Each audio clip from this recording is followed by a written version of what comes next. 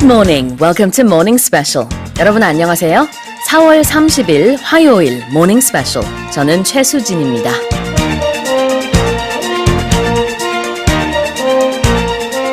Well, we're just a day away from May, otherwise known as the Family Month. It's also time for us to really put away our winter clothes, heaters, heating mats, etc. and get ready for summer. One of those preparations is to check summer's must-have appliance, the air conditioner.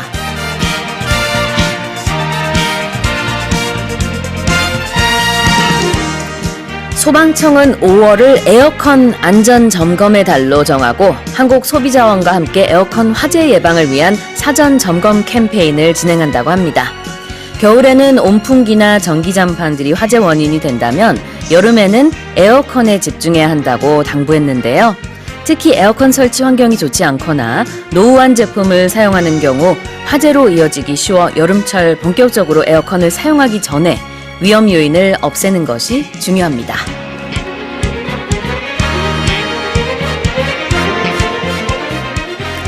네, 소비자들은 5월 한 달간 제조사를 통해 에어컨 정상 작동 여부와 주변 환경, 주요 부품과 배선 등에 대한 안전 점검을 무료로 받을 수 있다고 하니까요. 이번 기회에 다가올 여름에 대한 대비 미리미리 해두시면 좋을 것 같습니다.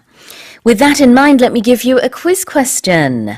There are many types of air conditioners, and among them, the ones that are fixed to a wall are called this. 1번, wall-mounted. 2번, well-behaved. 벽걸이 에어컨을 우리가 어떻게 표현을 할까요? 1번, wall-mounted. 2번, well-behaved. 오늘도 청취자 여러분의 많은 참여 기다리고 있습니다. 여러분의 퀴즈 정답 보내주신 분들 중에 추첨을 통해서 총 5분께 짜먹는 도라지 진액 보내드리겠습니다. 또 여러분의 소식, 소감 그리고 방송 중 궁금한 질문 있으시면 보내주세요. 짧은 문자는 50원, 긴 문자는 100원에 샵 1045로 보내주시고요. 반디 게시판이나 카카오톡 플러스는 무료로 이용 가능합니다. 또 저희가 유튜브 라이브 스트리밍을 시작했죠.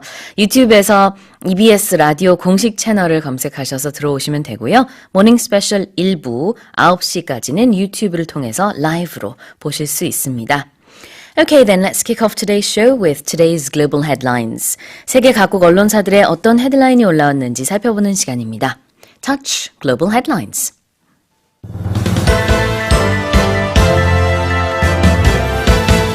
Following a series of suicide attacks on Easter Sunday, Sri Lanka has banned face coverings that hinder identification in public. 지난 21일 부활절 연쇄 폭발 참사를 겪은 스리랑카 정부가 테러 예방책의 하나로 얼굴을 가리는 의상 착용을 전면 금지했습니다.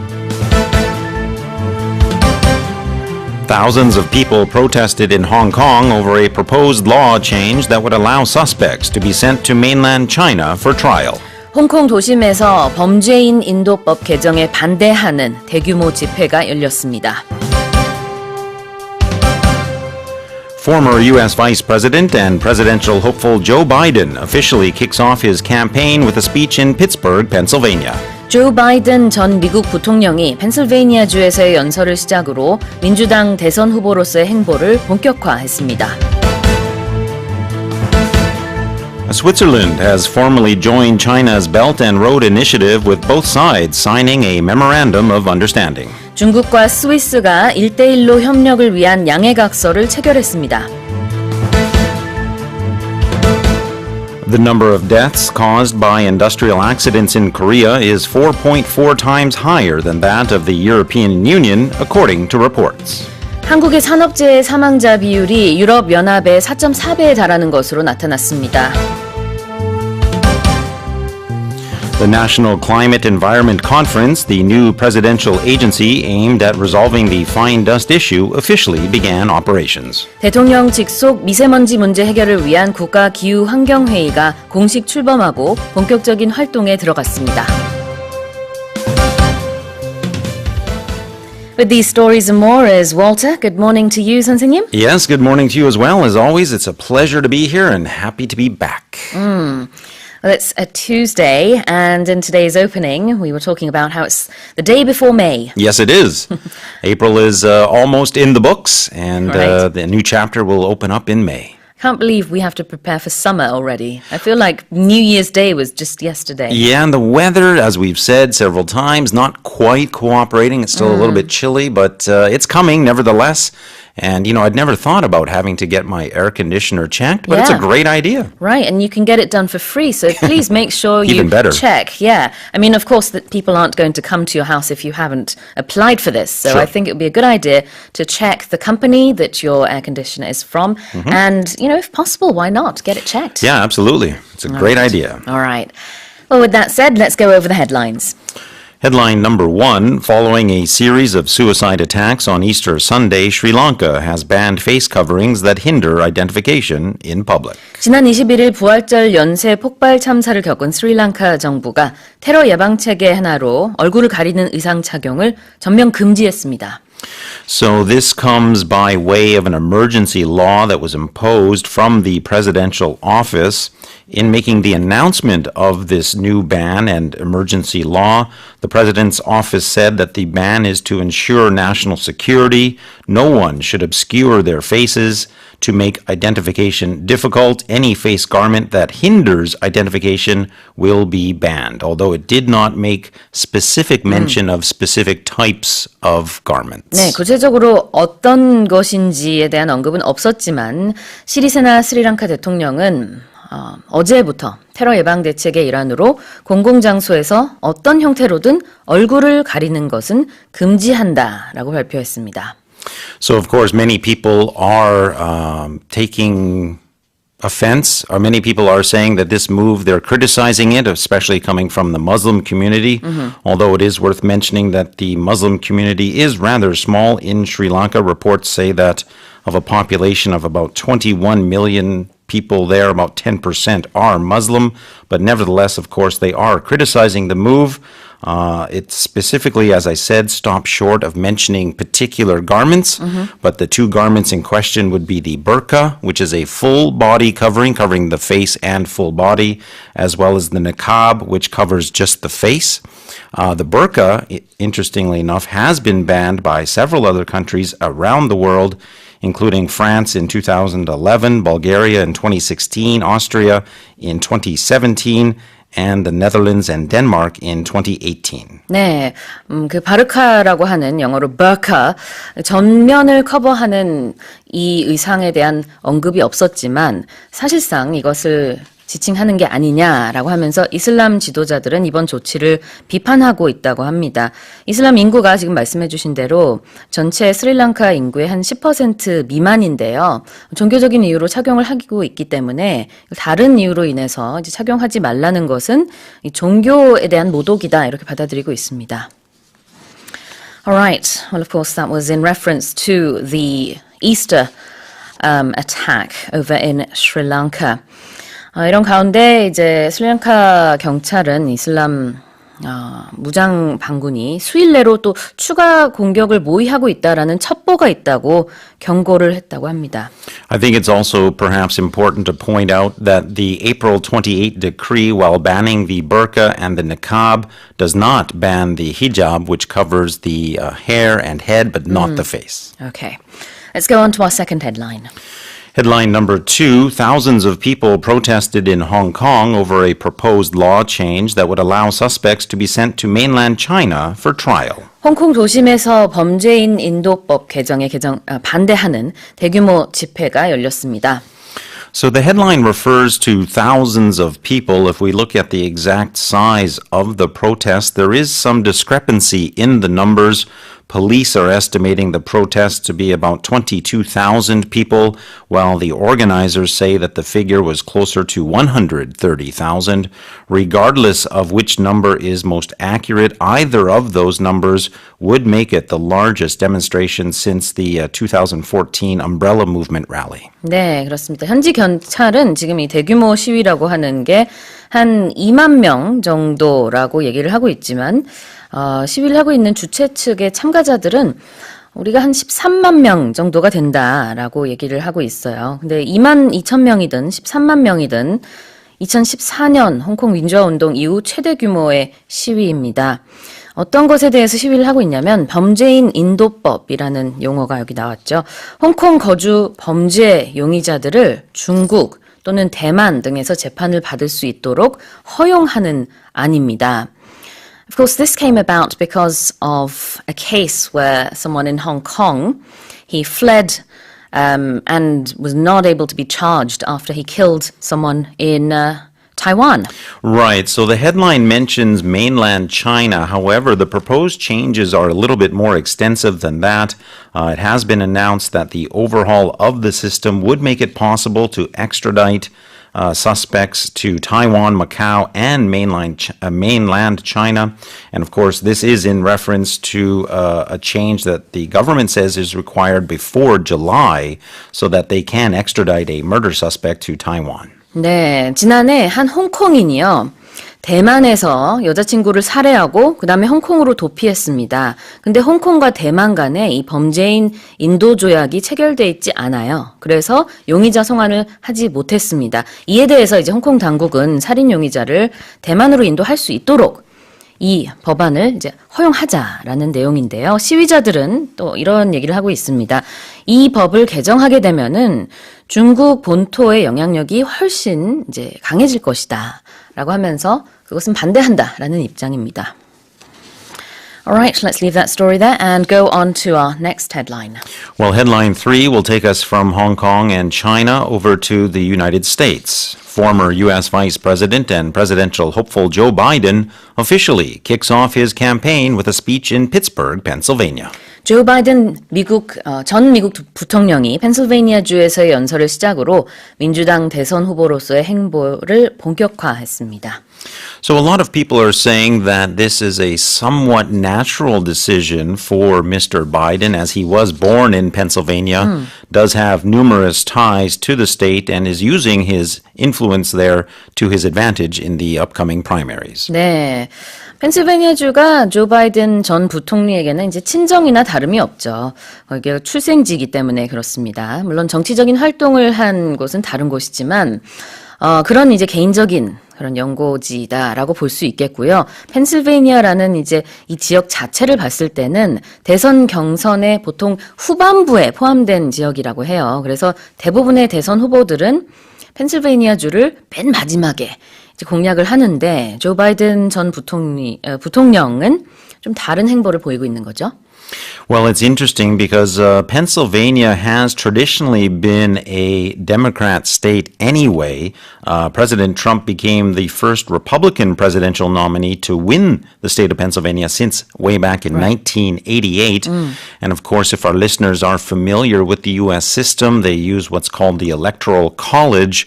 Within that Electoral College, Pennsylvania is tied with Illinois as the fifth largest electoral college state. 네, 펜실베이니아주는 미국에서 선거인단 규모가 이제 5번째로 큽니다. 그런데 2016년 대선 때는 예상 외로 이제 힐러리 클린턴 민주당 후보가 도널드 트럼프 대통령에게 자리를 내준 그런 지역이기도 해요. 근데 그때 표차가 1%에 또 미치지 못할 정도 이제 박빙의 승부였습니다. 근데 이게 1988년도 이후 처음으로 펜실베이니아 주에서 공화당이 승리한 것이다 라는 보도가 있습니다. 이번에 민주당에서는 다시 우리 측으로 다시 가져야 된다, 탈환해야 된다라는 얘기가 지금 나오고 있습니다. Let's go on to our next headline over in Switzerland and China. Yes, indeed. Headline number 4, Switzerland has formally joined China's Belt and Road Initiative with both sides signing a memorandum of understanding. 중국과 스위스가 1대1로 협력을 위한 양해각서를 체결했습니다. So the signing of this MOU comes on the heels of a state visit there by the Swiss president. So, of course, he was also met by Chinese President Xi Jinping. And during their talks, they focused on strengthening relations in general and more specifically on economic and financial matters. They wanted to Both sides agreed to boost cooperation on trade, investment, and finance under the sort of umbrella of this so-called Belt and Road Initiative. 네, 스위스는요, 이탈리아, 룩셈부르크에 이어서 최근 중국과 1대1로 협력을 약속한 세 번째 서유럽 국가입니다. Tell us more about this. Well, it's still early days as they've just signed the MOU, but we have a little bit of general detail. The agreement does seek to improve conditions and facilitate cooperation between businesses from both Switzerland and China in third markets as well. So it's not just an issue of in those two countries themselves, but they're actually looking to make it easier for them to do business in third countries. 네, 중국에서도 뭐 당연히 환영을 했지만 스위스의 마우러 대통령도 중국 기업의 스위스 투자를 환영한다라고 하면서 스위스에는 어떠한 투자 장애물도 없다. 양국은 혁신 방면에서 협력할 수 있는 그런 잠재력이 아주 큰 국가들이다라고 밝혔습니다. 이로써 이제 유럽 국가들 중에서 이 1대1로 사업에 동참하거나 협력을 약속하는 국가들이 점점 늘어나고 있는 모습입니다. Let's go on to our next headline. Headline number 5, the number of deaths caused by industrial accidents in Korea is 4.4 times higher than that of the European Union, according to reports. 한국의 산업재해 사망자 비율이 유럽연합의 4.4배에 달하는 것으로 나타났습니다. So first we'll look at some of the EU statistics. The reports there say that in 2016, presumably that's the last year for the most recent year for which they have full statistics. In 2016, there were 3,182 workers who died in industrial accidents.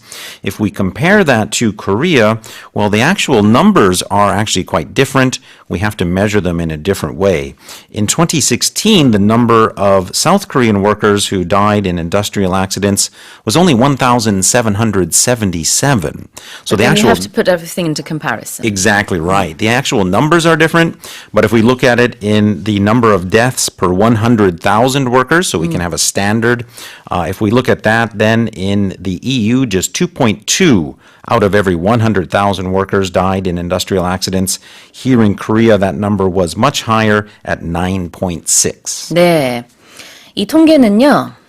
유럽의 공식 통계 기구인 유로스타트에 따른 겁니다. 어제 발표됐는데요. 2016년 통계를 기준으로 EU에서는 산업재해로 사망한 노동자가 10만 명당 2.2명꼴이었고요. 우리나라는 같은 기간 같이 대비를 했을 때 10만 명당 9.6명꼴이었습니다. 즉 우리나라 노동자 10만 명당 산재 사망자 수가 EU 평균의 4배 이상이었습니다. And of course, whenever these types of reports and lists comes out, many people are interested in knowing the sort of highest and the lowest as well.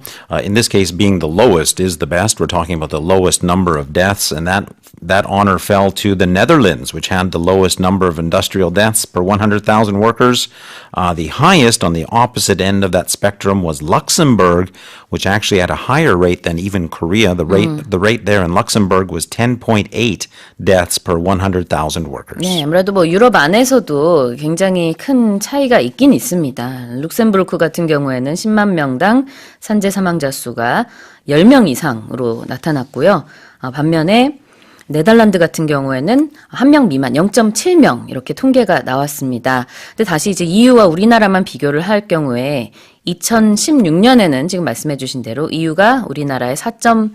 우리나라가 EU의 4.4배였는데 2년 전인 2014년의 경우에는 그때는 우리나라의 산재 사망자 수가 EU의 4.7배였습니다. 그런 점을 비춰보면은 격차가 약간 줄기는 했어요. 그렇지만 여전히 큽니다. Alright, let's go on to our final headline. Headline number 6, the National Climate Environment Conference, the new presidential agency aimed at resolving the fine dust issue, officially began operations. 대통령 직속 미세먼지 문제 해결을 위한 국가기후환경회의가 공식 출범하고 본격적인 활동에 들어갔습니다. So of course we did report on this yesterday, but yesterday would have been the official opening or the launching, and now they've actually began their operations today. This new presidential agency, of course, is headed by former United Nations Secretary General Ban Ki-moon, and they did start their operations today. In his speech, he said it is painful. Ban Ki-moon, that is, said it is painful to meet people who say they are seriously considering moving to another country because of the dust and making it hard to breathe safely here in Korea. 네. 뭐 어제 이제 출범식을 가져서 그런 지금 말씀해주신 대로 뭐 얘기가 있었습니다. 한기문 국가기후환경회의 위원장이요. 미세먼지 문제는 단기간에 해결하기는 어렵지만 모든 수단을 강구해야 한다라고 하면서 이제 미세먼지 문제에 있어서만큼은 이념도 정파도 국경도 없다라는 얘기를 하면서 우리 모두가 함께 노력을 해야 될 것이다라는 얘기도 했습니다. Alright, well those were the headlines for this morning. Let's remind our listeners of the quiz. Our quiz this morning, ladies and gentlemen, there are many types of air conditioners. Among them, the ones that are fixed to the wall are called blank. Is it number 1, wall-mounted, or number 2, well-behaved? Do you have one of these? Not one of these. No, I have a stand-up air conditioner. I think a lot of our listeners will too. Okay, well if you know the answer, send it in to us. 짧은 문자 50원, 긴 문자 100원에 샵 1045로 보내주시고요. 반디 게시판이나 카카오톡 플러스 이용도 가능합니다. 추첨을 통해서 총 5분께 짜먹는 도라지 진액 보내드리도록 하겠습니다. 노래 듣고 와서 뉴스 포커스 살펴볼게요. This is Jamiroquai, Virtual Insanity.